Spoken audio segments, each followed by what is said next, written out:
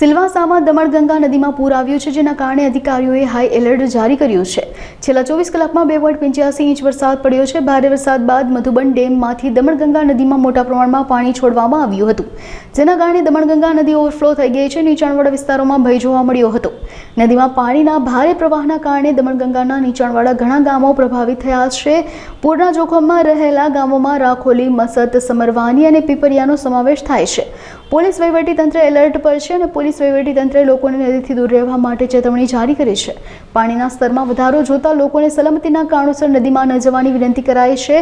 સરકારી અને ખાનગી શાળાઓ અને ITIમાં રજાનો આદેશ આપ્યો છે.